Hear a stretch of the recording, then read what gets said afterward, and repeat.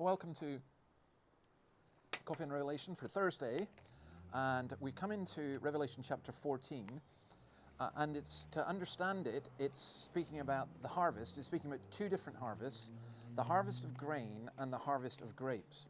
And we are going to look today at the harvest of grain, and then tomorrow we will look at the harvest of grapes. So first of all, Revelation chapter 14, verse 14 to 16. I looked, and there before me was a white cloud, and seated on the cloud was one like a son of man with a crown of gold on his head, and a sharp sickle in his hand. Then another angel came out of the temple and called in a loud voice to him who was sitting on the cloud, "Take your sickle and reap, because the time to reap has come, for the harvest of the earth is ripe." So he who was seated on the cloud swung his sickle over the earth, and the earth was harvested. Now, let's start with the Son of Man. Who is that? I've just been reading Brian McLaren's book, and I'm about to send in a review for it, maybe published by the time you watch this. And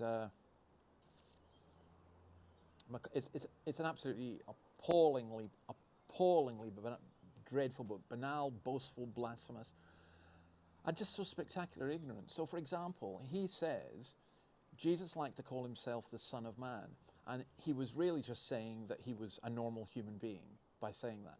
No. When Jesus said he was the Son of Man, he was claiming the title of Daniel 8, which is a divine title. He was referring not just to the fact that he was a member of the human race, but as a member of the human race, he was also God. It is an explicit statement about Christ being both God and man. And it's Christ that's referred to here. Now, secondly, we note this. Jesus often spoke of harvest. For those of you who didn't grow up on farms, you don't know the pain and the joy of harvest. What do I mean by that? You sow your seed, you sow your winter barley, you sow your spring barley. You tend the ground, you wait for it to grow, you're patient. At just the right time, there comes a time when it is right to harvest, and then you harvest, and then you have this incredible pleasure, as I often did, of standing in a barn on top of mountains of grain that you and your father and your brothers or other workers had harvested.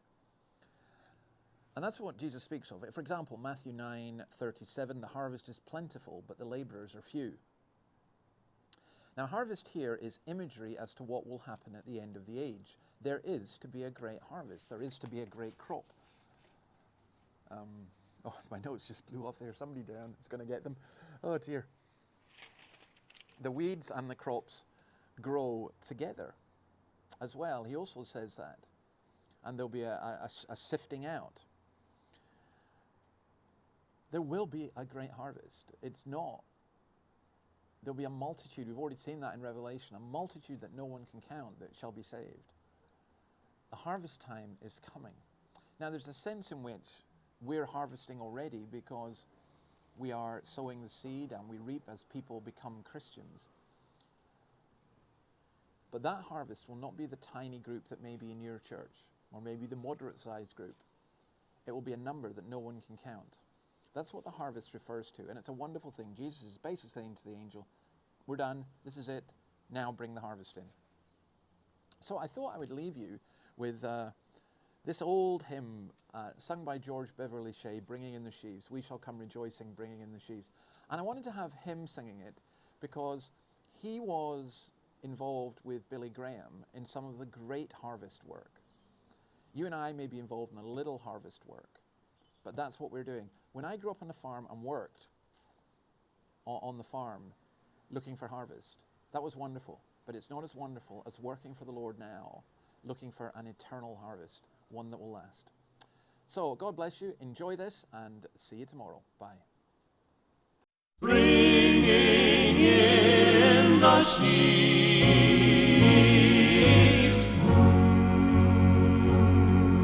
sowing in the morning, sowing seeds of kindness, sowing in the noontide and the dewy eve, waiting for the harvest and the time of reaping.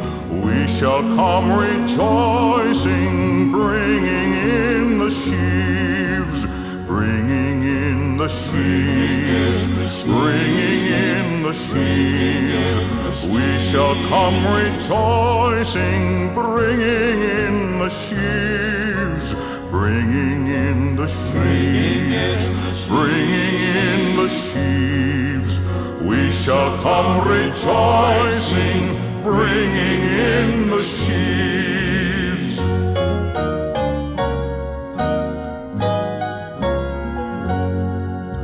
Sowing in the sunshine, sowing in the shadows, fearing neither clouds nor winter's chilling breeze. By and by the harvest and the labor ended, we shall come rejoicing, bringing in the sheaves, bringing in the sheaves, bringing in the sheaves. We shall come rejoicing, bringing in the sheaves, bringing in the sheaves, bringing in the sheaves. We shall come rejoicing, bringing